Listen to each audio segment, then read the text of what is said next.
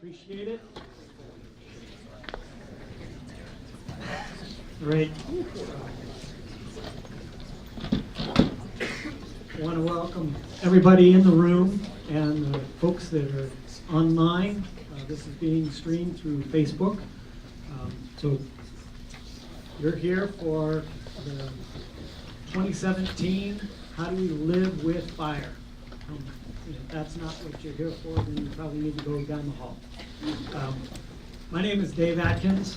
I am President and CEO of Treesource.org. It's an online magazine. We're the organizers of this event tonight. Treesource is a new nonprofit that is devoted to everything about forests, from urban to wilderness to production forests. We pursue forest journalism for a sustainable future. We've been operating since April. We develop stories from the perspective of the components of sustainability. So the environment, the economics, and the social. I think that if it doesn't have all three of those components, then it's not going to be sustainable in the long term. I want to thank the co-sponsors of the event tonight, the University Montana Retirees Association and the Montana Society of American Foresters. And I also want to recognize the president of the university's office for making this space available for the forum. Universities are important places of teaching and research, and also discussion of ideas like we're going to have here. We've got 2 U of M professors on the panel tonight, and I know a number of the other folks are alums as well as I am. Treesource and the University of Montana want to acknowledge that we are living and occupying in the Aboriginal territories of the Salish land and Kalispel people. We honor and appreciate that. And I think it's especially fitting to acknowledge that tonight because there's a lot that we can learn about living with fire from those people. Katie Spence, a graduate journalism student, was an intern with Treesource this past summer, and she did a really interesting article on the use of fire by the Salish people historically and currently, and in combination with harvest. So I encourage you to check that out. All right, I'm going to introduce Frank Allen, who will be moderating the panel tonight. Frank is a journalist with 50-plus years of experience, including with the Wall Street Journal, a time as dean of the journalism school here at U of M, and he founded and ran the Institute for Journalism and Natural Resources for a number of years, and is still on their board, and he's chair of the Treesource board. So with that, I'll turn it over to Frank. Thank you, David. Thank you.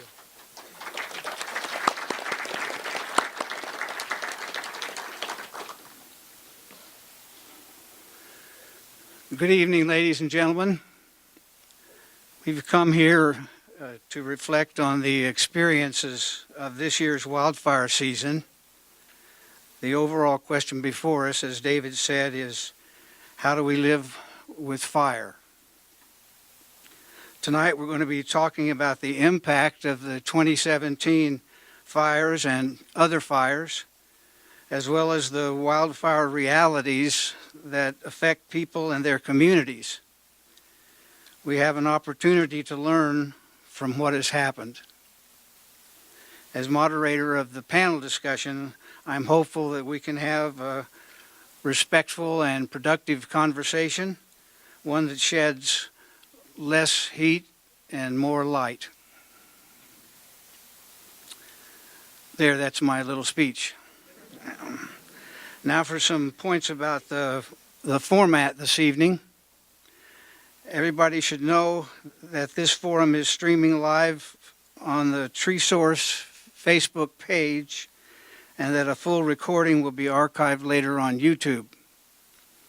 The format will begin with a short presentation by each of the 8 panelists. Those talks are not supposed to exceed 5 minutes apiece, and they will be timed. Next, I'll ask some questions while the audience submits questions in writing for the panel.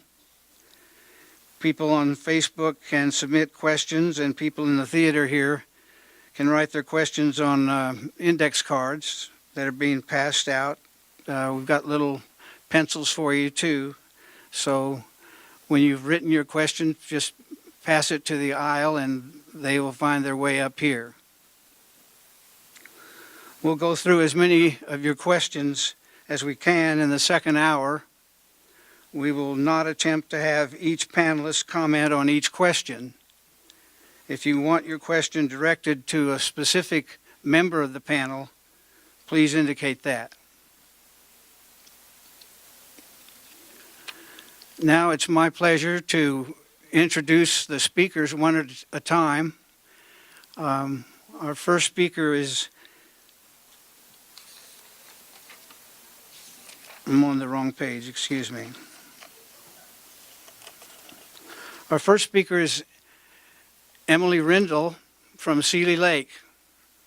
Emily says she's had the privilege of growing up in many different places in Montana, including Havre, Shelby, Bozeman, and Kalispell.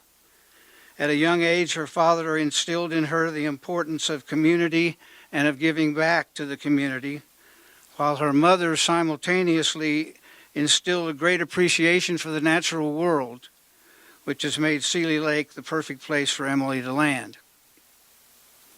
She received her bachelor's degree in wildlife biology from the University of Montana, where she became fascinated with insects, and I don't have any further information about the insects.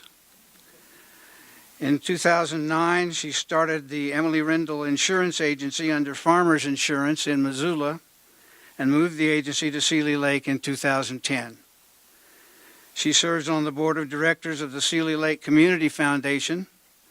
She served on the board of the Seeley Lake Area Chamber of Commerce and also has been involved in the local Nordic Challenge Steering Committee, Branding Committee, and the Lions Club.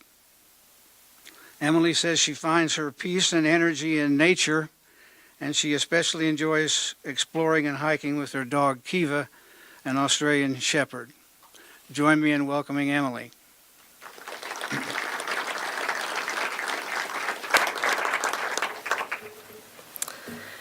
Hello, so I live in Seeley Lake, and we were affected by the Rice Ridge Fire, which was 160,000 acres, and the Liberty Fire, which was about 29,000 acres.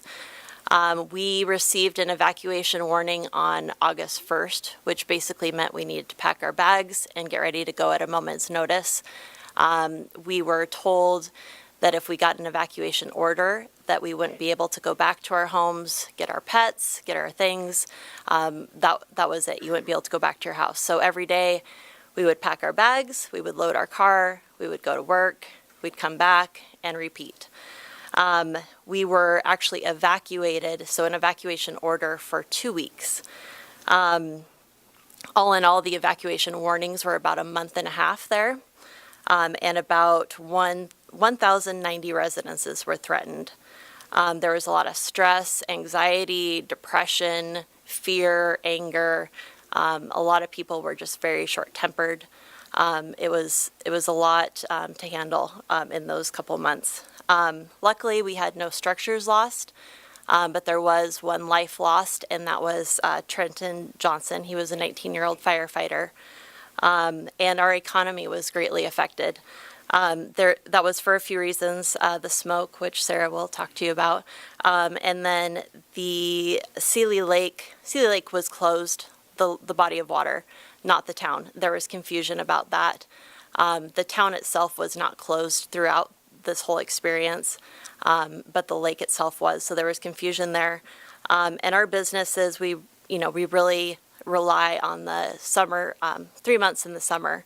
So because we didn't have that, it really affected the businesses. This didn't just affect the Main Street businesses. It affected contractors that couldn't build. Myself, as an insurance agent, I couldn't write policies because the structures were threatened. So that means that the real estate agents couldn't sell homes because they needed insurance in order for the lender to be satisfied. So people couldn't sell their homes.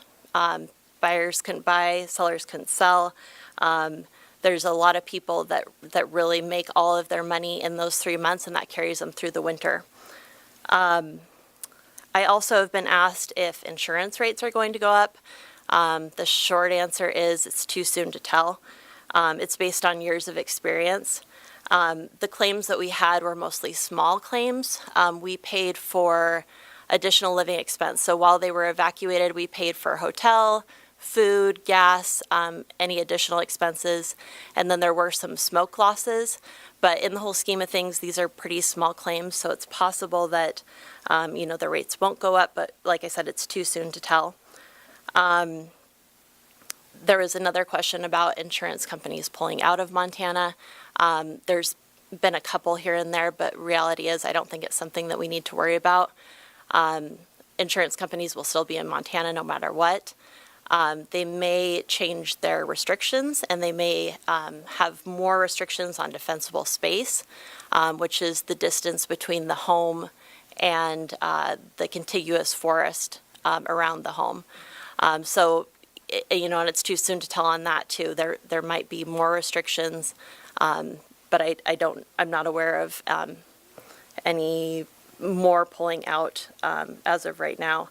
And I'll be here to answer questions based on my individual experience, the business experience, and the insurance side of things.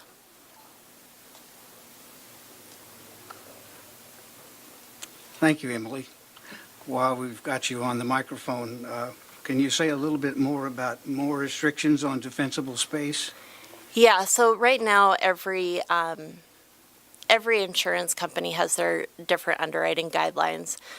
So some farmers, for the most part, will say that you need to be 150 feet from a tree line, and then that's just based on it has to be 3 acres or more of forest. And there's different underwriting factors. So it's possible that they would restrict those more or add those. A lot of companies don't have those, so they might just add those restrictions. Okay, thank you. Our next speaker is Sarah Coefield. She's the air quality specialist with the Missoula City County Health Department, and she's been in that job since 2010.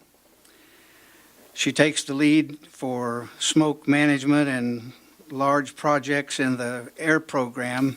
She also runs point during wildfire smoke episodes, making frequent announcements by radio and other means, evaluating local air quality to keep the public informed and alerted.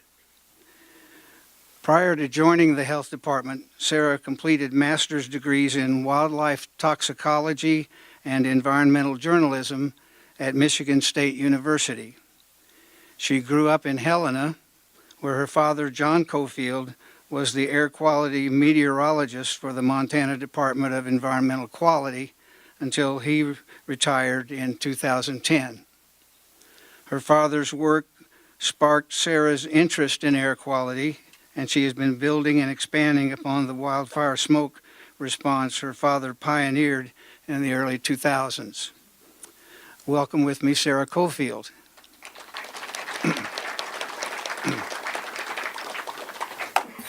Thank you. So this was a heck of a wildfire season. I think that we all came out of it. This is a photo from the Lolo Peak fire right after it grew tremendously and kind of hit home for a lot of us here in the Missoula, Florence, and Lolo area. It's kind of create a visceral reaction in me when I started looking at these photos again. This was a really rough wildfire season for all of us. In fact, if you look at the numbers, this was the worst wildfire season we've had in Missoula County since we started collecting this kind of data. We usually use 2000 as a benchmark. because a lot of us were here. I was collecting water quality samples in around this part of the country, working with DEQ when I was in college, and I called my dad and said, "Dad, should I be out here in this?" And he said, "Don't run." Not very helpful. He since expanded upon those messages. One of the exercises that I did, and I don't have that chart with me, unfortunately, right here, is I plotted what we had in Missoula in 2000 against what we saw in Seeley Lake. And there is no comparison. The smoke in Seeley Lake this year was the worst we have ever seen, and that we know that anyone has seen in the thickness of it and the duration that the smoke was there. And the part of it is because the fire wasn't going to go out until it snowed. I went to a community meeting in the beginning of August and said, "Hey, you guys, the smoke's not going anywhere. It's going to be here until it snows." And we were so lucky that it snowed in September, because that's not normally how it happens. We were expecting to see that smoke until October. But we had that smoke day after day after day because the smoke was high up on the ridge and the fire was on the ridge, it was on the mountains, and the smoke would drain down a creek drainage and just settle in that little itty bitty valley, and it got stuck. And as the season got on, the aversions got stronger and the smoke got more stuck. And to the point where it was just, toward the end, we had smoke clearance nonstop. This is a lot of data. One of the cool things that happened this year is the Fed sent some air resource advisors out to help us look at the smoke, and they put up monitors all around the area, which was awesome. And so we had many, many monitors around this area. And that little dotted line is actually supposed to be lower than it is. It did not transfer. So go about a third of the thing lower. That 24 hours is NACS is supposed to be at 35, not 70. I think that just the moving of the slide messed it up. 24 hours National Ambient Air Quality Standard. You don't want to ever go above that line. If you go above that line more than 6 times in a year, the EPA considers you a non-attainment for fine particulate matter. They don't count wildfire smoke against us. Happily, because we can't regulate lightning, and we haven't figured that out yet. But we were, all of us, so far above that line. No matter where you were in Missoula County, you had terrible air. Seeley Lake got hit the worst. Florence had terrible, terrible air. Lolo had terrible air. But all of us had the most smoke we have ever seen, just in the duration of smoke and the day after day after day of smoke being here. Just the amount of exposure that we had, it was really, really rough. This was a really bad year. And that has to do with the proximity of fires. We haven't had fires in our backyards really since 2003 was the last time we had so many fires around us. And those fires were shorter duration and they were smaller. These fires are much larger and they burn for a lot longer amount of time. So we had smoke for a much more prolonged amount of time. And then we can go ahead and go really quick so I don't have a ton of time. Just a reminder of where our fires were. I like this one because it shows the fires that affected our air quality. There's a mislabeled there, Cache Creek Fire, supposed to be Chute Creek Fire. There have been Cache Creek fires that were apparently in my head when I labeled this back when I made that slide in August. So just I mislabeled that. But this is a good reminder. We were surrounded by fires. There was no good direction for the wind to blow. Nobody was safe from the fire and the smoke. So it was a really rough year. And then the next one is just to bring home, this is not a local problem. It's not just us. It's not just our area. It's the entire region is going to be seeing more fires and more smoke. It's coming at us from all over the place. You're going to hear a lot about prescribed burning today, I hope, which is awesome. I'm a big fan of prescribed burning. I think it's really important for getting the landscape back to how it's supposed to be. But any conversation about prescribed burning needs to also include smoke management and how we plan those burns in such a way to minimize their impacts, because the smoke made a lot of people sick. And no matter where your smoke's coming from, smoke is not something you want to be breathing. So we'll keep that as part of the conversation. Thank you, Sarah. Phil Higuera is an associate professor of fire ecology in the Department of Ecosystem and Conservation Sciences at the UM's College of Forestry and Conservation. Not surprisingly, he has a master's degree and a PhD, both in forest ecology. Both are from the University of Washington in Seattle. What is surprising is that as an undergraduate at Middlebury College in Vermont, Phil had a hard time choosing a major. So he ended up with a bachelor's degree in biology, geology, and environmental studies. Of course, with 3 majors, Phil was spread pretty thin for study hours, which explains why he graduated magna cum laude, a Latin term for underachieving. After some postdoctoral training at a university in Bozeman that shall go unmentioned, Phil spent 6 years as an assistant professor of fire ecology at the University of Idaho, where he started his own lab and pursued research in Alaska, Colorado, Idaho, and Tasmania, Australia. 2 years ago, he joined the UM faculty as an associate professor. He continues to work in those regions, and he teaches fire ecology courses at the undergraduate and graduate levels. Phil's interests include understanding the interactions among climate, vegetation, and fire regimes over timescales of decades to millennia. Much of the work that he and his lab does involves reconstructing and analyzing patterns and processes that can't be observed in a single human lifespan. I could go on, but I'm going to stop then so Phil can talk. Please join me in welcoming Phil Higuera. Thank you, Frank. I didn't think I was going to get more mileage out of that undergrad degree. But so with my time tonight, what I want to do, I want to zoom out to the globe. I want to zoom out and highlight a few key points about what science tells us about the way that fire operates in our planet, and then eventually zooming back into the western U.S. and the northern Rockies. So we live on a flammable planet, and it's been this way for about 320 million years. So I see, okay, the animation isn't working, but that's fine. For as long as there's been vegetation on the surface of the earth, we've had wildfires occurring. And what this means is that numerous species have evolved in the presence of fire. So fire has been a fundamental part of ecosystems for millions of years. The presence of fire over these evolutionary timescales means that many organisms have evolved adaptations to exist with fire, or their organisms have traits that allow them to regenerate or take advantage of fire in some ways. So fire does not destroy ecosystems. In many ways, fire plays really important roles in nutrient cycling and, again, creating habitat for particular species.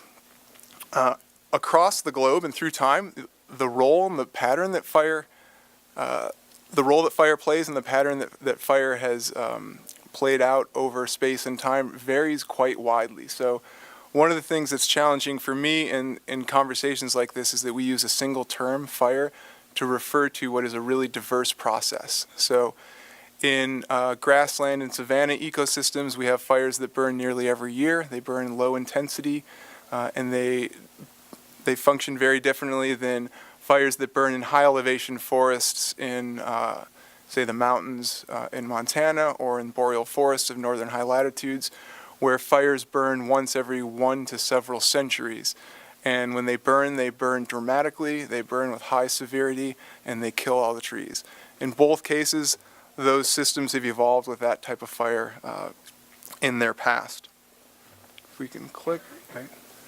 To zoom in now to the western United States and the northern Rockies, as a scientist, one of the most striking patterns to me in my own work, and as I've read the literature that's come out over the past several decades, is to see the striking relationship between climate and climate variability and the total amount of area burned or fire activity at regional scales. So here we're zooming in from the globe to forested areas in the western U.S.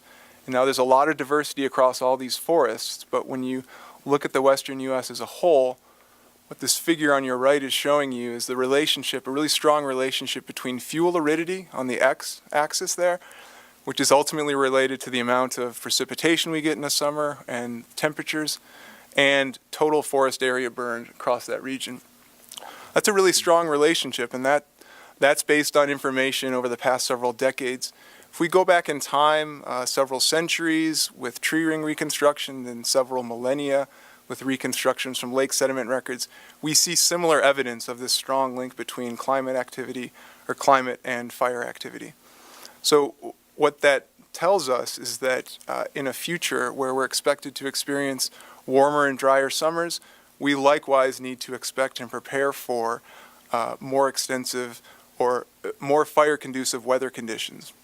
So it's likely that we'll be experiencing more years like 2017 in the future. Next slide. So ultimately, a fire is this natural phenomenon, but as we've just heard and as we are aware of in the news this year in particular, right, on the other end of the spectrum there, when fire interacts with humans and the things that we value, it's truly a disaster. Right? I think reconciling these two realities is one of the biggest challenges we have in terms of figuring out how we live with wildfire. Of course, there's a lot in the middle there. And while I've emphasized the important role that climate plays in driving fire activity in forested ecosystems, I want to be clear as well that that does not mean that there's nothing we can do to prepare for fire or to mitigate its effects. So Colin's going to speak next on fire management and talk, I think, a little bit about fuels treatments. There's really strong evidence for the effectiveness of fuel treatments in modifying the way that fire behaves. And that gives firefighters a really important safety margin to be able to protect resources that we value. Finally, I want to close by saying that while science is a great tool to help understand how fire behaves and how it impacts systems, much of our conversation is going to involve figuring out what we value as humans and making trade-offs among those values. And when we get to that part, that's when we kind of step outside of the domain of science. And I think it's important that we recognize those two arenas. So, thanks. Thank you, Phil. As Phil mentioned, our next speaker is Colin Hardy, who manages the Fire, Fuel, and Smoke Science Program at the U.S. Forest Service Fire Sciences Lab in Missoula. His research organization is the largest unit in the country dedicated to wildland fire.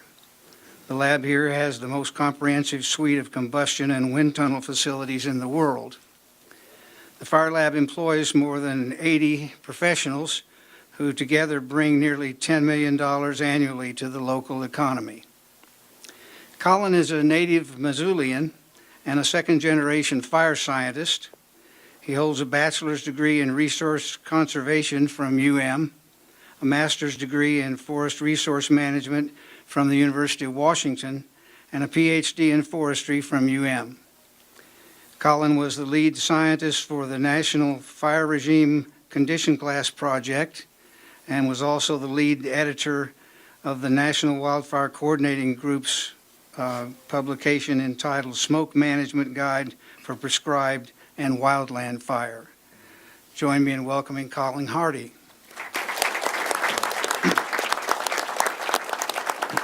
Thanks, Frank and Dave and Treesource for a great community gathering tonight. I'm proud to be a Missoulian, and there's nothing more tense than speaking to your family and friends, so thank you. But we're all in good hands tonight. I would suggest that this town may be the nexus worldwide for knowledge and experience in fire management and fire science. So we've got a lot to learn and a lot to teach each other tonight.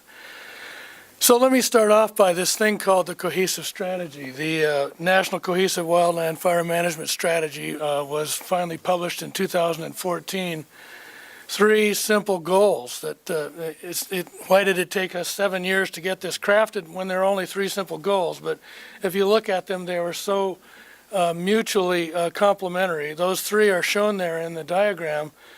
Goal 1 is to restore and maintain resilient landscapes. Second goal is to create fire-adapted communities. And finally, safe and effective response to wildfire. That's different than response to wildfire. We're talking about safe and effective response.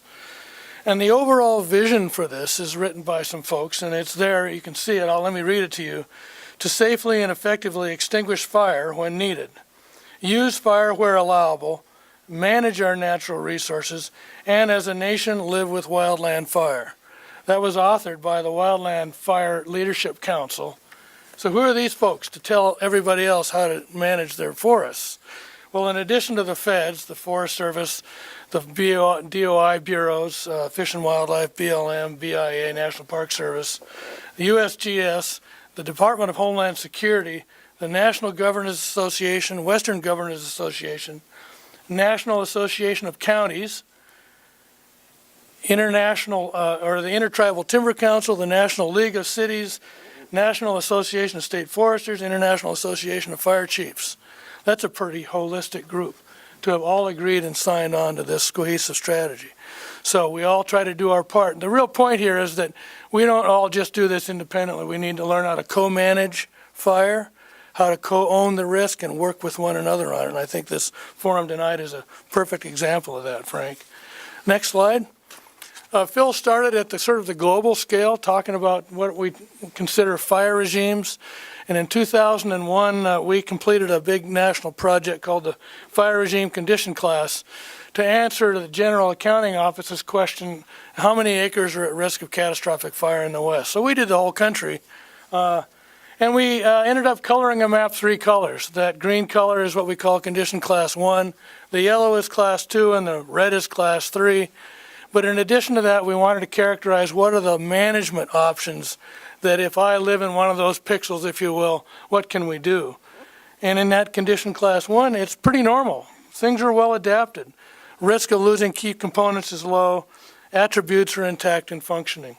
If you're in Condition Class 2, fire regimes have been moderately altered. We've missed 1 or 2 fire return intervals. Fire frequency departure is greater than normal. And attributes are beginning to be moderately altered. And finally, Condition Class 3, where fire regimes are significantly altered. We have a high risk of losing key components of the system if we get a fire, when we get a fire. Fire frequencies are departed by more than 2 intervals, and attributes are significantly altered. So that's great. We've got a colored map. We've got 3 condition classes. When we originally did this core scale assessment, it looked like, oh boy, that's great. In all lands in the U.S., at least 48% of those lands are in Condition Class 1. We're in good shape. But let's skip to Condition Class 3, where at a core scale it looked like about 15% were in that Condition Class 3. When we took it to the field and did a lot of ground truthing and looked at finer scale data, ultimately it was determined that in Forest Service and Department of Interior controlled lands alone, over 190 million acres were in Condition Class 3. That's 45% of all the acres in those ownerships. So what we coined this as the out of whack index. As you can see, in federal managed lands, at least 48% are at a high risk of losing key components when we get fire. So we're talking about fire adapted communities. We live in fire dependent systems, in particular in western Montana. Much of the area where we live in is dry dug fir ponderosa pine. That's a frequent fire return interval, and we're trying to live with it. Let's take a look at fire danger. The next slide, please. And if you can indulge me, there's only 3 curves there. The gray is an average over 64 years. The red is the maximum ever on a day in that year. And the blue was this year. Between those 2 vertical bars you see, we broke all-time records for 23,000 days this year in a 6-week period. So this was indeed a special event. And finally, let me take a look at the smoke management issues here. This slide, we show that we actually can control things when we have wildland fire. These are best available control measures. We've got about 29 of them. They're all at our disposal versus none if we're looking at wildland fire. So we will talk later on this final slide, please, which is a comparison of if we thin only versus thinning and burning. Thinning only gives us a 5 or 10 year advantage, but without fire in these fire dependent ecosystems, we lose ground in a hurry. So we really aren't going to have to compare just thinning or just logging or just burning or just climate change. It's the milieu of all of those things that we need to consider. So we don't have to argue about which individual one of those is best. We have to work together and co-manage to try to make thinning and burning and prescribed fire work for us, particularly in western Montana. Thanks, Frank. Good job, Colin. Thank you. We might come back to your last slide a little later in the evening. Matt Arno grew up on a small family forest in Florence, Montana. That's where he learned about forest ecology and fire-adapted forests from his father, Steve, who was a research forester at the U.S. Forest Service's Fire Science Lab for 20-plus years and is a well-known forest science author. Matt graduated from UM School of Forestry in 1993. The year before graduating, he started a business called Woodland Restoration, specializing in low-impact thinning and logging by using farm tractors. With the help of partners, Woodland Restoration grew to include forestry consulting, fuels reduction treatments, and some high-tech equipment. In 2011, Matt became the forestry coordinator for the Blackfoot Challenge, an organization that many of you may know that promotes better rural communities in the Blackfoot River Basin through cooperative conservation. In 2016, Matt started working as a local government forest advisor for the Montana Department of Natural Resources and Conservation. He lives in the wildland-urban interface near Bonner, where he and his wife Melissa are working on getting their forest in a fire-resistant, healthy condition before it burns in a wildfire. Welcome with me, Matt Arno.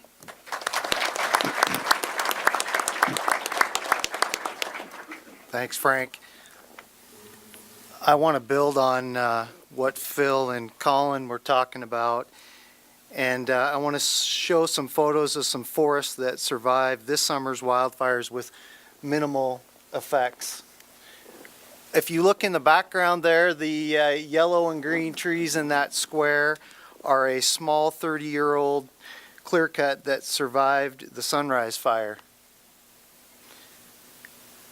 The next slide, okay, we're missing the next slide. I had one from the Lolo Creek area where a fire that was also in Douglas fir and larch dropped to the ground in a thinning unit. In the foreground, it was completely burned like it is here in this foreground, and in the background, it looked very similar to this one in the background. So the thinning is what we believe dropped it to the ground. The last three photos I want to show are from a pod of burnouts that firefighters lit west of Florence to keep the Lolo Peak fire from reaching the community of Florence. Each burnout unit is on a previously thinned or logged area. The first one is from DNRC trust lands near Sweeney Creek. All of these areas were thinned or logged in the last 15 years. I prefer the term thinning, but many people would consider what I'm talking about logging, so you can use those terms interchangeably, or at least I will. Each of the three projects had a different primary objectives, but fuels reduction was one of the objectives for all of them. Each of the projects removed many of the small, less vigorous trees, but some of the trees were big enough to be saw logs and were sold to a sawmill. On all three projects, the saw logs at least made enough money to cover the cost of the thinning, and on the Tab Key private property, the saw logs also covered the cost of a prescribed burn that was part of the fuels reduction objective. The DNRC project that you're looking at here actually made $339,000 for the school trust. From what I have seen, these areas are all good examples of how fuel reduction completed before a wildfire leads to much less tree mortality, and it also makes it significantly easier and safer for firefighters to do their work. The next photo is from the U.S. Forest Service Larry Bass Creek Recreation Area. The Forest Service has done an assessment of over 3,000 fuel treatments and found that approximately 89% of the treatments were effective in changing fire behavior. It should be noted that not all logging includes a fuels reduction component. And it does not mean that a forest won't burn, but fuels reduction treatments are designed to make a fire drop to the ground and reduce the intensity. It can also reduce the number of airborne embers that both create spot fires and represent the most common ignition when it comes to homes and other structures that burn in a wildfire. Extensive research shows that ember showers cause homes to burn when the embers land on a combustible surface in what we call the home ignition zone. So that's pretty darn important. You know, those embers landing on pine needles on a deck or a broom leaning up against the side of the house is what is most often catching houses on fire. We're lucky in Montana that wildfires are relatively easy to prepare for as opposed to other types of natural disasters such as a big earthquake. Especially because fire seasons are getting longer and more severe, in my mind, as a society, we should commit to both reducing fuels in all wildland-urban interface communities and take responsibility for making our homes fire safe. That means dealing with those places where embers land. If we did this, we could get to the point where wildfires were much less expensive and not such a big impact to communities.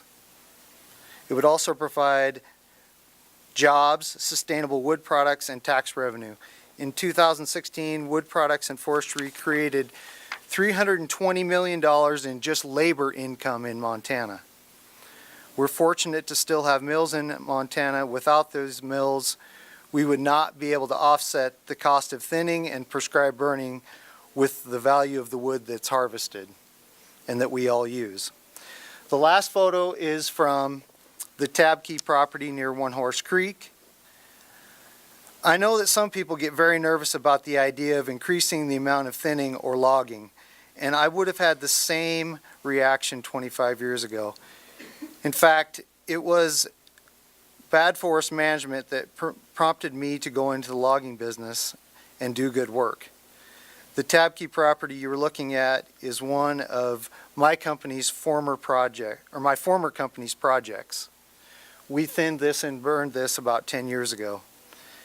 Today, I don't believe this fear is representative of a legitimate reason to keep us from managing our public lands. All significant public lands management projects are collaboratively developed, giving the public a voice in how the work will be done, and the quality of work really shows these collaboratively developed projects. You know, there's a lot of good examples out there. The Bass Creek project that I showed in the previous slide is one of those. The Como Lick Creek project, the Patty Canyon project, Frenchtown Face project, Marshall Woods project are all good examples of what I consider very good work.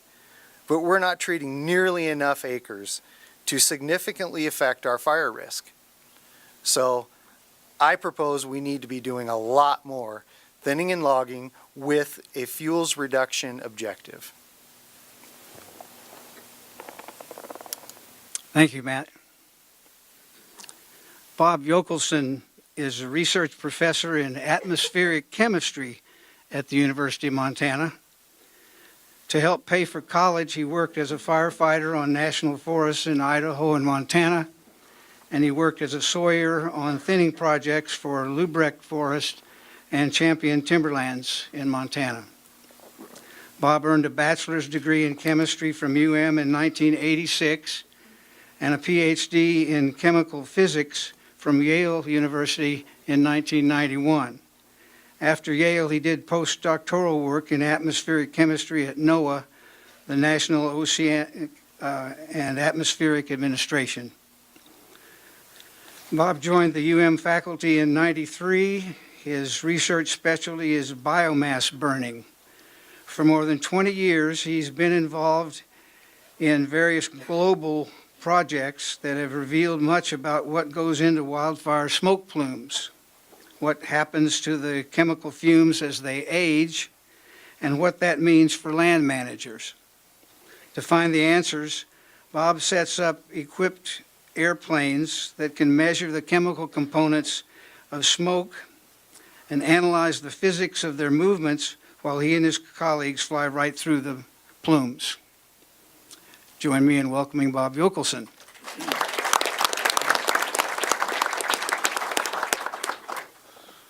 Okay, so you're going to do a lot of traveling tonight. We're going global again.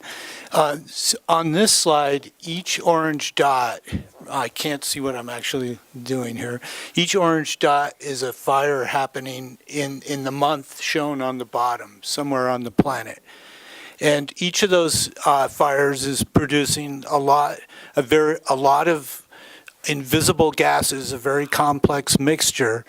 But also a small percentage of the smoke is tiny droplets and soot particles that we call aerosol or particulate matter, or PM for short. And that's the main concern from a health perspective. And so we go around the planet in the circled areas and measure what's in the smoke, how it changes, as Frank said. And I guess that's it for that slide. So next slide, we zoom into the U.S. and we don't have a pointer, but if you know where to find Montana, you can see that Montana is an area that, oh, what is this slide showing? I'm sorry. The city lights at night and then the orange dots for the fires again, right? And so you can see that Montana is really dominated by the fire pollution source compared to the sources that from industry and cars and cities in the rest of the country. But something interesting you can also see is if you look down in the southeast U.S., you see orange dots and people. And the people in the southeast have learned how to live with fire maybe a little better than we have here. And so they have better topography and better weather to coexist with fire. But it's also partly due to the emissions, which I'll try to come back to. I'm sorry, this is a little bit of an awkward situation. So next slide, we can go quick. Doesn't look like it's working on both half of the slides. So, but I think, well, this may work. You can see putting an instrument in an airplane, and then there was a picture of flying through a smoke plume on the other side. No, but that's not it yet. Okay. Well, okay, so we study a lot from the airplane, but some of the smoke is near the ground. There's a picture of that, and that's when we have our air quality problems. Okay, so the other pictures that aren't shown is we also measure the smoke out our lab window here in Missoula, and we have a ground-based smoke sampling system that can actually go off-road, and we've used that even to measure what firefighters are exposed to. And now that the next slide is we can also build fires in the fire lab to study, to test new instruments before taking them out in the field. And the next slide shows we can involve a lot of scientists from all over the world in these types of projects. And one of the benefits of working together with these new instruments is we've, for instance, discovered the compound that we think causes cataracts from smoke exposure. Finally, the last slide. Okay, so this is what I think is the main result of interest from our research for this group. And I'm going to walk through the slides starting on your left. On the left, we see that the ground-based measurements that people have been doing for years show that wildfires typically consume about 5 times more fuel per acre than a prescribed fire. And then on the right, what you see, this is a recent result from our research, is that the wildfires produce almost 4 times more smoke particles per ton of fuel burned than the prescribed fires. So this is a big difference between wildfires on both of these factors. If you multiply them together, you get that wildfires produce about 17 times more pollution per acre than prescribed fires. And then finally, we can flip that around. I think there should yeah, there we go. Let's think of it in terms of advantages of prescribed fires. Well, they create 17 times less pollution on average per acre, plus they can be lit when the wind is blowing away from populated areas, maybe not during the peak of tourism season. And they can also, they're cost effective compared to a lot of other things. But then we also have to remember that not all areas are safe to go in and burn right away. So fuels treatment can prepare an area so that it becomes possible to continue to treat it with fire afterwards. I think this is a little awkward, but I think that's everything I had to say there. Good. Very interesting, Bob. Thank you. What's that?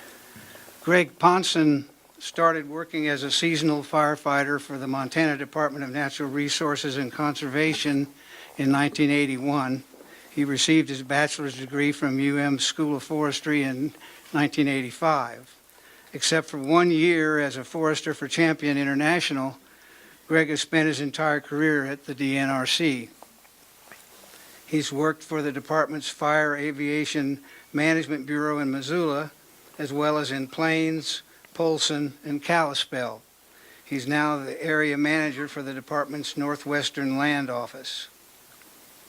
Greg has been active on wildfire incident management teams since 1998. He's finishing his 9th year as incident commander for one of 2 Type 1 incident management teams in the Northern Rockies. Type 1 teams deal with fire incidents that have the highest complexity. Type 1 teams are a national resource comprised of the most experienced incident managers. The U.S. has 16 of these federally sponsored interagency teams spread among 9 geographic areas. Greg is a second-generation Montana forester. He lives in Kalispell with his 3 children. Welcome to you, Greg. Thank you. It's an honor to be here tonight, and I want to make a quick clarification that you heard I work for the Montana DNRC, but I'm really here to talk tonight as an incident commander. And in that introduction, I hope you realize it's kind of a militia kind of thing. It's when I go on these fires, I work for the agency that's hosting the incident under their direction. And so tonight I'm speaking as an incident commander and not as a DNRC employee, which gives me a certain latitude, I think.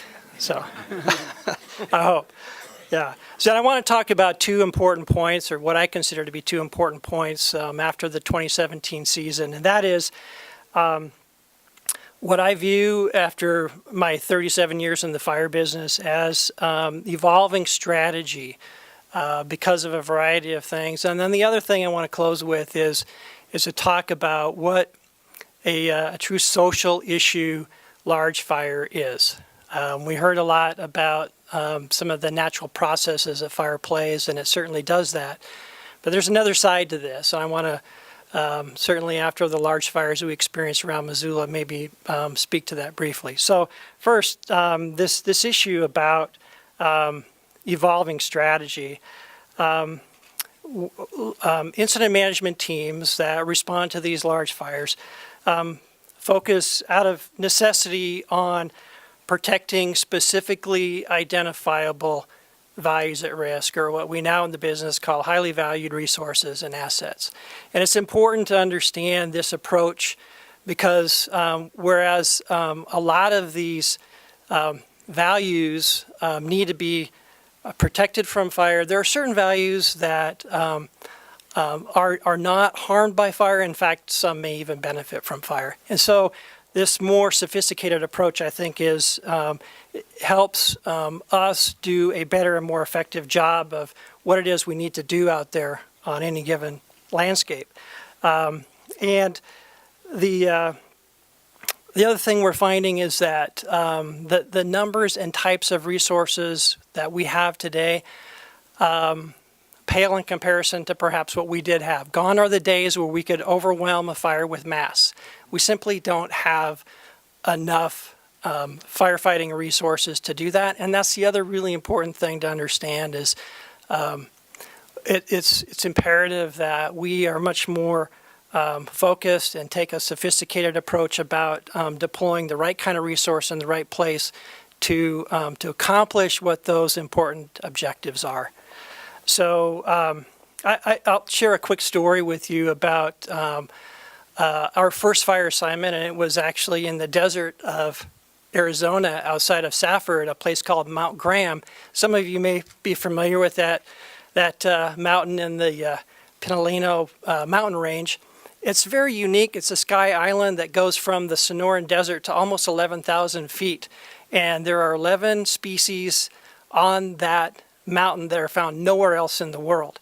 And we were managing the Fry Fire, which was it's about 48,000 acres, but very rugged, difficult terrain, burning in red squirrel critical habitat, Apache trout, Gila trout, and talus snail. If these species lose their habitat, then there's no place else they're going to live. And so it was, a lot of people were very obviously concerned, uptight, nervous, fill in your favorite adjective there. But what we found ourselves doing in order to bring all of these critical objectives together, firefighter safety being foremost, is we had to manage the intensity of the fire so that these mixed conifer forests found at those high elevations would not be destroyed by the fire, and therefore those critical species, those endangered species, would be able to survive after the fire moves through there. And after some of the post-fire evaluation, found that we were actually very successful when we were doing aerial ignition to allow fire to back underneath that overstory. And I see that as a tactic that we're going to use more and more to manage the effects of fire, not simply put it out. So that, I think, is an important part. And we actually use that same type of strategy on the Rice Ridge fire to secure about a 7,000 acre unburned area that my operations folks calculated it would take about 10 crews, 10 days in order to go direct if we can even do it safely. And again, by using aerial ignition to light off the ridge tops and allow fire to back down, we secured that area with I would use the term minimal. We'll have to see how it looks, but what I've been told by people who have been up there is a large part of the forest canopy remained intact from that strategy, and we were able to do it with essentially 3 crews in 2.5 days. So that again is some of the things that I think we're moving toward and away from kind of that fires in mass approach. So fire is a social issue. Phil, thank you. I learned that fire's been shaping our landscape for millions of years, not tens of thousands like I thought. So I learned something tonight. Thank you. And but every time we look out the window, we're witness to these landscapes that fire has shaped. It's my concern that it's really the effect of these fires on us as a community and a society that will be the legacy, not the potential benefit from fire on the landscape. And so let me elaborate on that. So recall how we choked on smoke and had to change plans and adjust our lives this summer. How it obscures the view of our mountains that the tourists pay to come see and recreate in. The economic loss, real or perceived, of commercial timberlands that were affected by the fires. The view sheds that are changed forever. These are things that I hear in the normal conversations that I have, not to mention the highways that are closed and the commerce that is disrupted.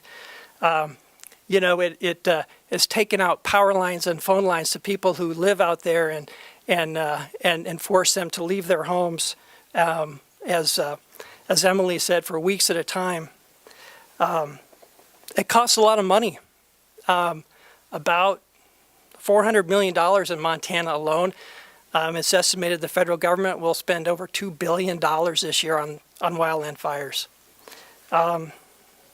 It burns homes, it burns property, and it injures and kills members of our firefighting community. And actually members of the public, as evidenced in the California fires. So, underlying this is also this monumental trust-building exercise that we need to overcome either the distrust or the misperception, misunderstanding of what the agencies are trying to accomplish or maybe not accomplishing, not doing. It's the stress, it's fear, frustration, anxiety that fuel the emotions of those impacted.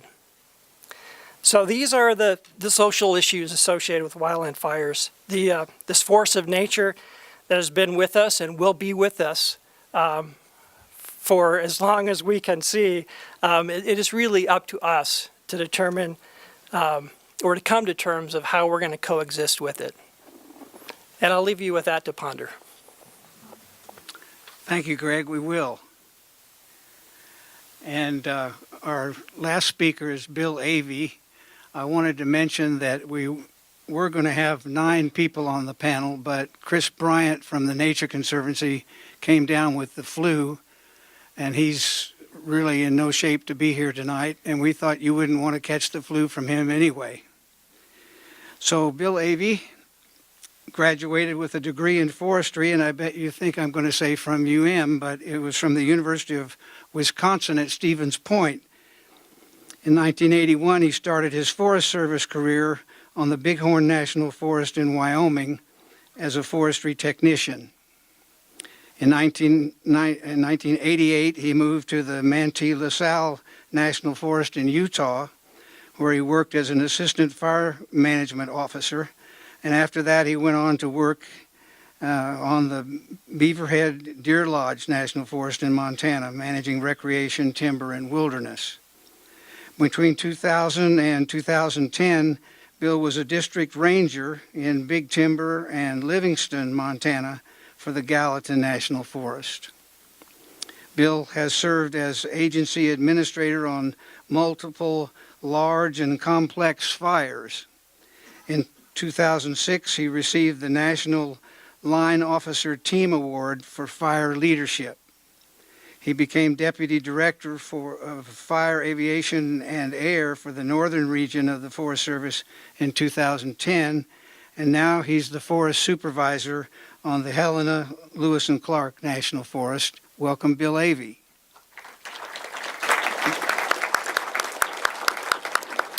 Thank you. It's an honor to be here tonight to speak with the other members of this panel, and thank you all for attending. I will point out that while I am not an alum, I do have a daughter that I am proud to say is an alum of U of M, the journalism school.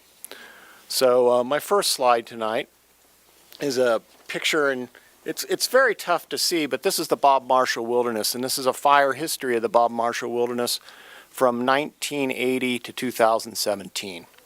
And essentially the important things to note here are the multicolored blocks you see are fires on that landscape. The Bob Marshall and on the Helena, Lewis, and Clark were honored to manage 2 ranger districts of the Bob Marshall, the Lincoln Ranger District and the Rocky Mountain Ranger District. So essentially the east third and the southern quarter of the Bob Marshall.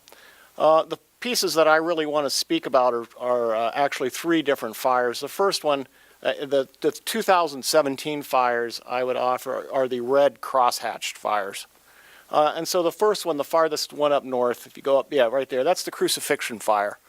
That's in the Badger II Medicine Country just below Glacier National Park and adjacent to the Blackfeet Nation. That fire is 8,000 acres. It started in early August. We managed that fire for very low cost and only exposed at any one time about 10 to 15 firefighters through the entire summer. The reason we were able to do that is because of the 2 fires adjacent to it, the Family Peak Complex of 2015 and the Skyland Fire of 2007.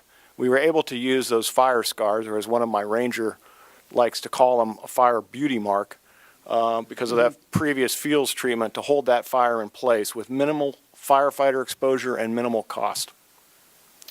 I want to come down a little bit more and about mid-slope, right, keep coming a little bit more, right in that area more or less, is a project that was completed in 2011. Well, it might be down a little farther south, but it's good. Yeah, it'll work. The South Fork of the Sun River prescribed burn. We did a prescribed burn in the Bob Marshall, and the intent there was to really seal off an avenue of fire from coming into the benchmark drainage. The benchmark drainage is a very popular destination trailhead. It's actually the heaviest used trailhead into the Bob Marshall. It also has 45 summer homes. There's special use permit cabins. And then finally, on the very south end, you'll see the bottom part of the fire is cut off. Nope, keep coming. Drop straight down. Perfect. That is the Park Arasta fires from 2017, the summer. And the piece that I want you to note there is that fire started in early July. Park Creek started and Arasta Creek started a couple of days later. They started in mid-elevations, just north of the town of Lincoln, in timber stands that had about 90% lodgepole pine mortality from Douglas fir bark beetle, standing dead snags. Our strategy, because of the previous fire activity on the landscape, fires, as evidenced by the map, tend to move west to east across this landscape with the prevailing winds. And so we knew the fire was going to predominantly move to the east and to some degree to the north.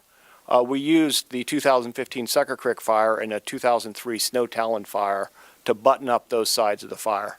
And we put minimal firefighting resources there.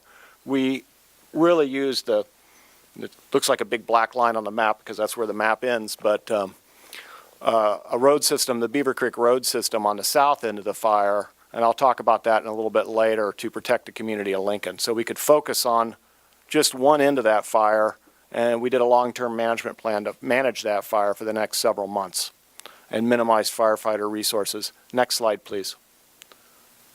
This next slide is a picture of an area called Cabin Gulch. It's on the Townsend Ranger District, the Helena, Lewis, and Clark, directly adjacent to Highway 12 between Townsend and White Sulphur Springs. It's a fairly populated highway corridor, main travel corridor between Townsend and White Sulphur Springs, has a number of utilities. Next slide, please. In 2014, 2015, we approved a project. This is that same stand, post-treatment, and that's a mechanical fuels treatment that we did there in part to moderate fire behavior coming through that corridor. This stand actually, you can't really see it here, but a part of this stand, before this project was complete, actually took fire in 2015 from a human-caused start along the Highway 12 corridor. One of the things we were worried about, and we did see moderated fire behavior, moderated fire intensity as it walked through this stand. Next slide, please.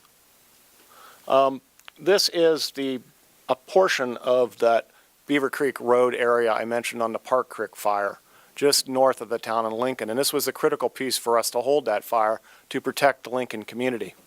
We were putting fire line in there, and next slide, please.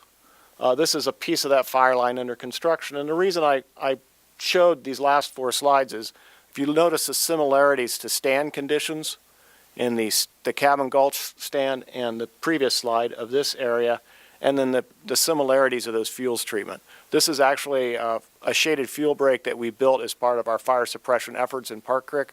We took mechanical equipment along the road, we took trees out, and then as that fire came in at the appropriate time under the right conditions, then we burned out. And this line held that fire all summer and protected that community of Lincoln. So a couple of things I'd ask us to ponder. As our other panelists have stated tonight, fire is part of our landscape. If you were to think about that Bob Marshall map, you saw a lot of different colors of fires over the years. And as a land manager, I'm the beneficiary of the people that had the foresight that went before me, that had the vision in that landscape. But the one thing we have in that landscape is we have time and space that we don't have in other places. If you look at that Bob Marshall map, what you don't see is a lot of housing and a lot of people in the way and a lot of values at risk. My point here being, to sum up, is we need to use all of the toolboxes, all the tools in the toolbox, excuse me, because each area has its own unique challenges. We're going to be living with fire. That's the hard reality. We need to treat the landscape appropriately and use every opportunity we have to take advantage of the tools in the right place at the right time to make it a community that, as Greg pointed out, socially accepts fire and one that we can live with and minimizes its impacts to the humans, because that's really what it's about. Fire's been here. We're the ones that have come. And we need to do the treatment we need to do in order to make it an environment that we can live with fire successfully in. Thank you. Thank you, Bill. Well, it's time for questions from you in the audience, and if you have one of those index cards with a question on it, please pass it toward the aisles. If you need one, raise your hand and we'll get you a card and maybe even a little pencil or a pen. While that's happening, farewell. I have a few questions for the panel while we're waiting for the audience questions to come in. And if you could please speak into the microphone when you talk, that'll help for the recording. I think it was Matt who mentioned houses catching fire, and that made me wonder, what is the responsibility of the homeowner and what is the responsibility of the insurance companies in regards to wildfire? What kinds of carrots and sticks are needed to get people to act? And Matt, you may want to take that one on, but Emily, it's certainly in your realm too, and just about anybody, I guess, could comment on that one. Matt? Yeah, I'll take a stab at it. And I hope Emily will chime in on the insurance side of things. I guess from my perspective on that side of things, I do hope that insurance companies start paying attention to that, but in a thoughtful way, I guess I would say. You know, a little bit of what I've seen lately is there'll be a circle drawn that just says, okay, we're not going to insure homes in this area, period. Or if you're X distance away from something, we're not going to do it. That's pretty cookie cutter. And if you have, hardy plank type concrete siding, if you have Trex type decking, if you have good defensible space around your property, it really probably doesn't matter what distance you are from the fire department, or if you're near a forest, because those are and a non-combustible roof. I better add that one in there. Yeah. That should be a no-brainer. We shouldn't even have to talk about that, but we probably do. What are some examples of non-combustible roofs? Well, like a metal roof or composite shingles that are, I don't think any of them anymore nowadays are combustible. You certainly shouldn't have a shake roof. I guess I feel like there could be a little more thought put into what really constitutes a safe home. And then from the homeowner's perspective, it absolutely is, I think, the homeowner's responsibility to make sure that there isn't a wood pile up against the house or grass right up to the edge of the deck, that you aren't leaving a wicker chair out on a wood porch, those sorts of things. And really, we need to just make that kind of one of the things that we all pay attention to. And really, even in town, you should be paying some attention to that kind of thing when fire danger gets high. You know, look at what's happened in California. There are whole subdivisions that are burning down, and likely what happened there is one house was receptive, and then the houses are close enough together that one catches the next, catches the next, catches the next, catches the next. And the same sort of thing happened in Fort McMurray up in Canada. Mm-hmm. So I think we just need to be paying attention to those kinds of things. And it's not rocket science. It's not that hard. It's just something that we haven't really had to confront. But I think given the conditions that we're headed toward, it's something that we all need to pay attention to. Good. Emily? So the community that I live in is called Double Arrow, and we're considered Firewise. And I know that they've done a lot to mitigate the fuels there and do a lot of what you're talking about in their deemed Firewise community. So I think that that's an aspect that a lot of communities are trying to strive for that helps. Of course, it doesn't solve all the problems, but it certainly helps. As far as you said, the wood shake roof, that's actually pretty trendy lately, and it is combustible. And a lot of companies will have a higher deductible for those types of roofs, and they'll have a higher premium. So, and I guess that's how insurance is trying to mitigate the risk. Good, thank you. Colin? Yeah, thanks. I need to mention the long-standing work that retired scientist in Forest Service Jack Cohen has done, a co-founder of Firewise Communities Program nationally. And you heard Emily mention in her talk the home ignition zone, this 100 to 150 foot space around a home. Some of Jack's work showed through observation, through modeling, through experiments, and through anecdotal evidence all over the world that radiant energy is not sufficient to light wood on fire if it's more than 100 feet away. So this monstrous wall of flames that lights your house on fire doesn't if it's farther than 100 feet away. So what does light your house on fire? Of course, it's convected embers. We heard about it every time. Greg had to fight with it on the Lolo Peak fire. So the receptor is the place where we can actually affect the home ignition zone. You own that area, you can work on it. Big Brother can't ride in and help you within 100 feet of your house, particularly if that's your private property. So it sounds a bit arrogant or aloof, but that home ignition zone, 100 feet farther away than that, the dose response, if you will, there's not a strong enough dose of radiant energy from flames to light wood on fire if it's more than 100 feet away. So keep that in mind. Okay. Here's one for Sarah. It seems to me that air quality regulations won't allow much increase in the use of prescribed fire. Am I correct? Well, the way that works is you can have prescribed fire. It's just how you time it that becomes really important.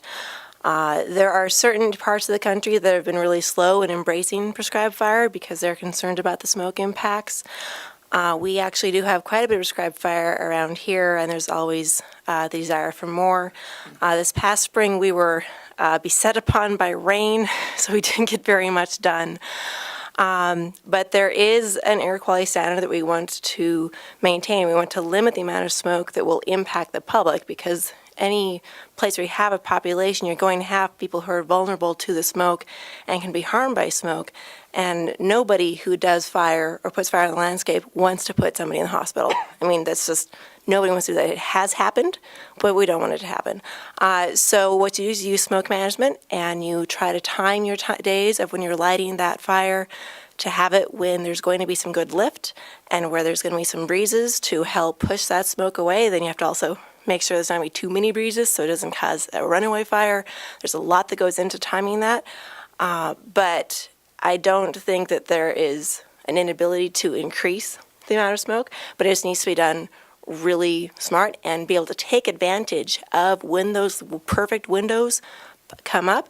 And one of the things that has happened is the perfect window comes up, but there aren't the resources to do it. And that is part of having the funding system in place to allow the folks that do the management to be able to respond when those perfect opportunities come up and put the fire in the landscape as it's needed.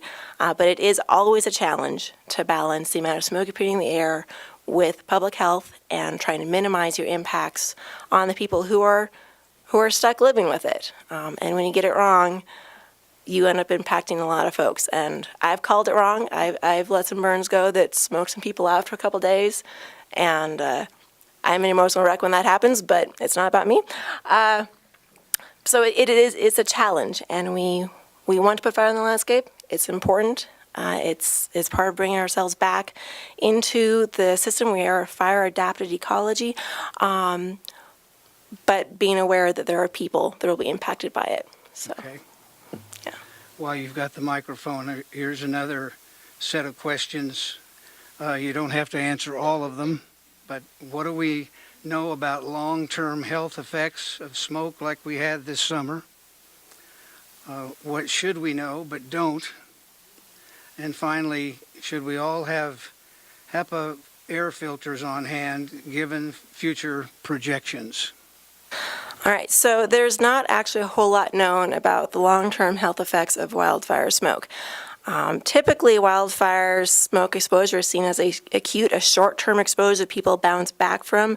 What we are seeing this year is that short-term smoke exposure got dragged out for 6.5 weeks. It is not something that we know a whole lot about. Most wildfire smoke research is really focused on that very immediate period during and after the smoke has gone away. There is a group of researchers here at the university that went up to Sea Lake to collect some health measures right after the fire with the goal of going back and following that cohort to see what did that fire do? What did that smoke do to the people who are living there? The challenge is, of course, finding funding for that study. We went up there without any funding. We just went. And now there's the task of getting a grant to continue that study. But it is a gap of knowledge. Typically, people will bounce back. That's a general understanding of after wildfires. People will recover, but during that first phase, after the smoke is gone, you seem to see worse colds, more susceptibility to the flu. Your body has been through a lot, and it's going to take a little while to bounce back. I didn't start feeling better until a few weeks after the fires had died away here, and I was just in Missoula. Sea Lake went through far worse than that. But the biggest concern we have is while the smoke is present, that's when you see the increased hospitalizations, the increased mortality, and the increased just everybody being sick. But we don't know the long-term health. As for the should people get HEPA filters, yes. Yeah. We live in, number one, a fire-adapted ecosystem, so smoke is going to be here. And wildfire season is getting longer. We're going to be seeing hotter summers and drier summers and more wildfires and more smoke. And the goal of treating the forest is awesome, and we want to treat as much as we can to protect the homes.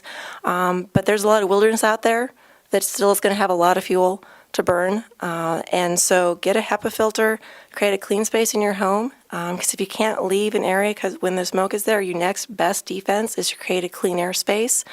We did that a lot in a lot of places around Missoula County this year. It made a lot of big impact. It's going to give it as if it's hot, you buy a fan. You get air conditioning if you can. Getting a HEPA air filter to create a clean, safe space in your house is just a logical outpouring of where we live now. So that's what I have to say about that. Thank you. Here's one from the audience for Greg and Bill. At least I think it should go to you guys. Can you speak to how wildland firefighters will be impacted as fires get worse and management strategies change? Aside from the fact that they're going to be a lot more tired in the fall,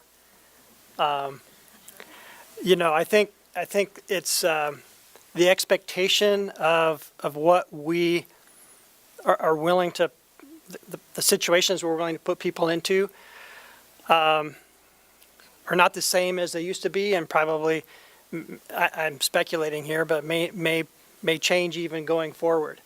And again, I bring this back to that measured approach of what's the value for the exposure? What are we gaining from putting people in harm's way? That's probably the biggest thing that I see. Yeah, thanks, Greg. I would totally agree with what Greg's saying. As a forest supervisor, the thing that keeps me up at night is exposure to firefighters. And that takes on a lot of different forms. That's both numbers, and it's also time, it's placement, it's aviation versus ground. Our history since 1994 is we have lost between 17 and 20 firefighters a year in wildland fire management activities, and specifically suppression. When I was Deputy Director of Fire, we were in the process of nationally awarding the new large air tanker contracts. And one of the facts that stood with me, or one of the numbers that kept with me, at one point in time before we made that award, we had, I think, 18 air tankers in the nation. And the statistics were that there was an 80% chance that one of those air tankers was going to go down during the fire season. Those are the real odds that we're playing with. We're truly playing with people's lives, both aviation and ground.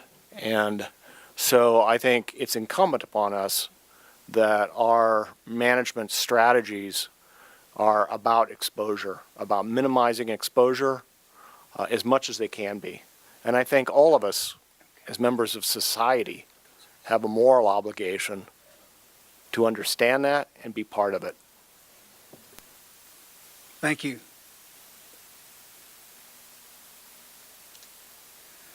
Here's a question that could be for any of you. A question everyone seems to avoid is how much of the landscape should we try to control, including fire, versus how much should we allow natural processes to continue?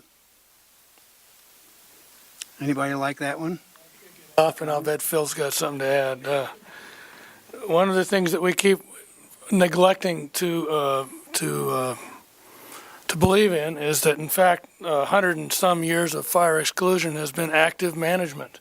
We have actively, deliberately made choices to exclude fire from landscapes every summer, every year, for over 100 years. So if there is now pushback to actively do something to change that, let's not be in denial that we are trying to mitigate some of our deliberate choices from before, so that we've predisposed these lands, kept fire away from them. And so let's realize that as now we talk about making the forest work again for us, well, that means that we have to also do work in the forest. So the active management side of fuel treatment and mitigation is something that we have 100 years of actions to account for before we even catch up with those other decisions. So that's the stump speech there. Okay. Thank you. Anybody else?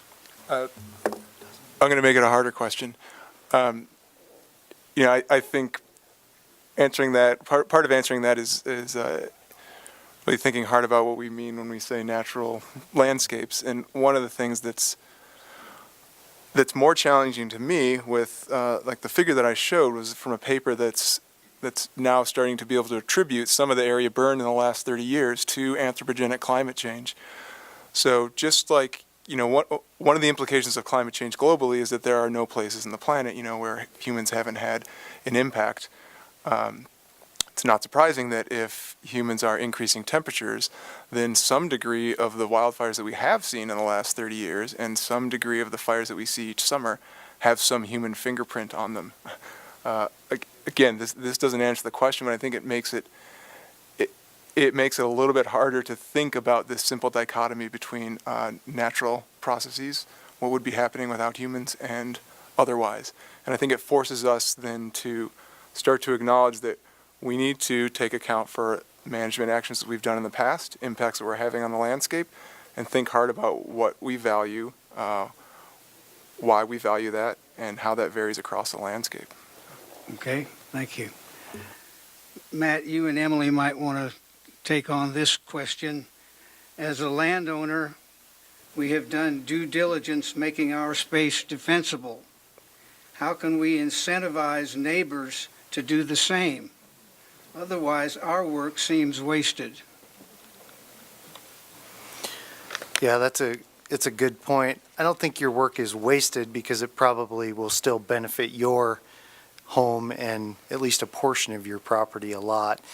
The one thing that we've noticed lately in incentivizing people to do work as a community is if there's a project on public land and then you go to the neighbors on private land and try to make a big push there and combine it with, and if you can find one or two neighbors that are going to be advocates for that, and they go reach out to their other neighbors, and you make it, a kind of a community project.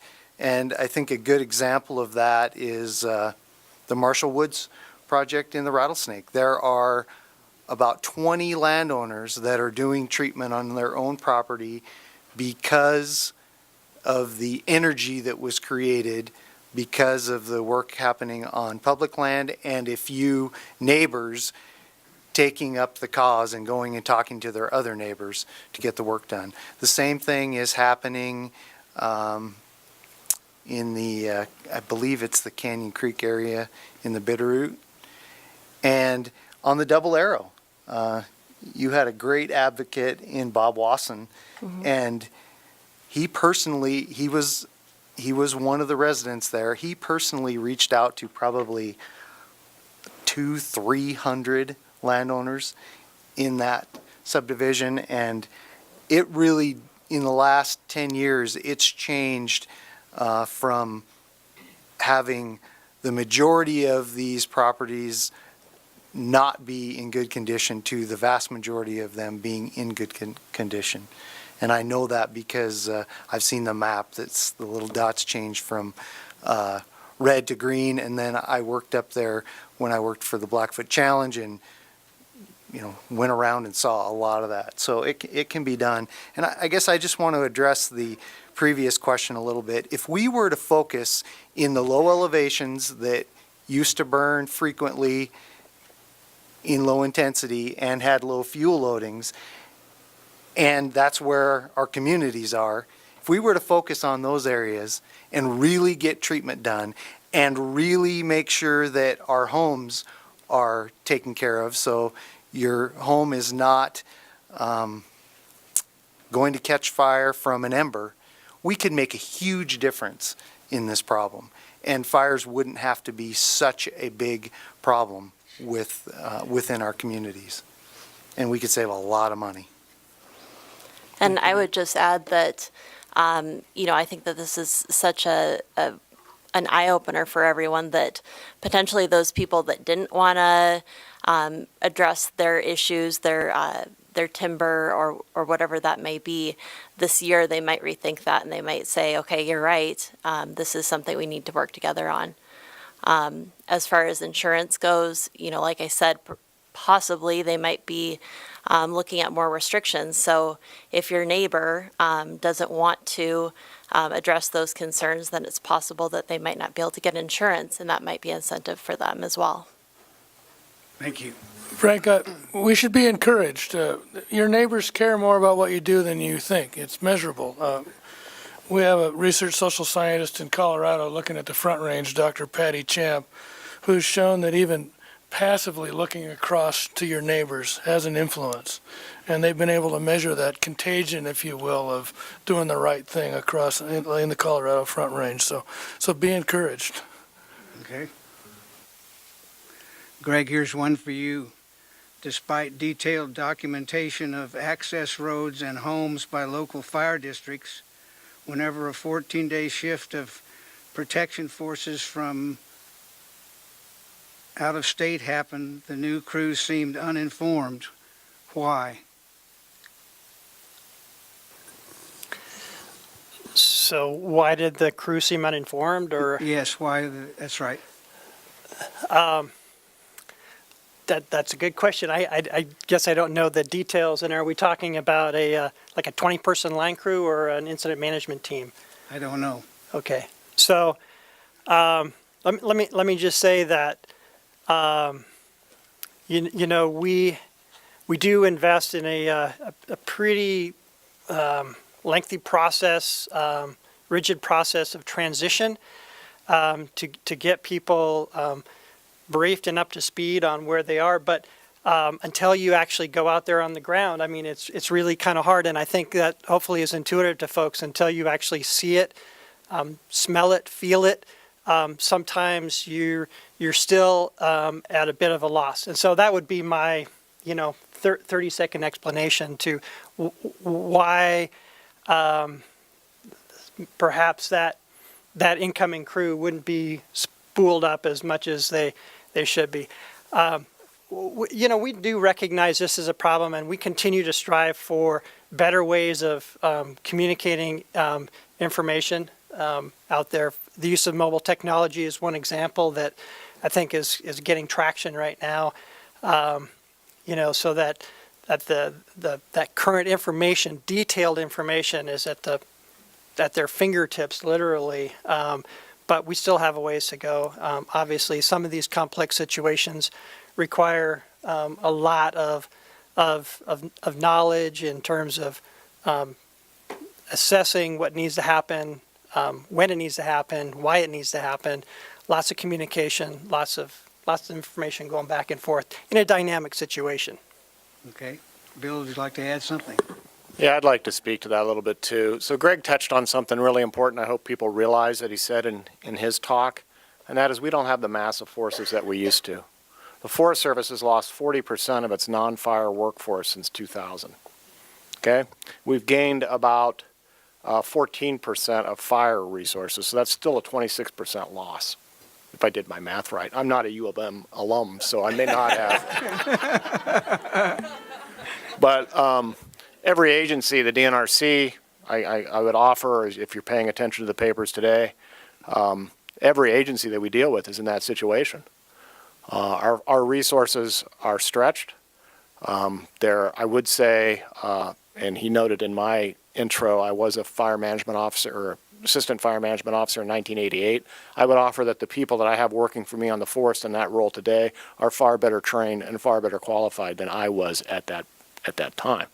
So we've made up for that in a skill set gap, but you still can't make up for the numbers. I think the other thing that's important to note, at least in my experience with dealing with communities across the West in fire, is a lot of times people don't have rural addressing systems. How can you expect people to find your house if you don't tell anybody where it is? Or if the entity, the unincorporated town or county, has not invested in a GPS system of locating addresses. We've run into that several times. We lost a couple of cabins this year adjacent to the forest that nobody knew were there except for the landowner. Even the local fire department, people that have been there around there all their lives. So that's the other big thing that plays into this too. Okay. This question from the audience, it seems one of the elephants in the room is the taboo subject of zoning. Why do we allow the proliferation of homes in the WUI, the wildland-urban interface? Montana is fortunate to not yet look like California or Colorado. How do we find the courage to restrict residential sprawl in the WUI? I'll take a shot at that. I think the WUI is much bigger than you think, and I think we already have an enormous amount of it. And so I think we should be making sure that we are making all of our homes that might even seem to be in the WUI fire safe and dealing with the fuels, and then it won't matter that much. Okay. Anyone else? Bob, I have a question for you. Based on your research findings, what new tactics or strategies do you think wildland firefighters and their supervisors need to consider?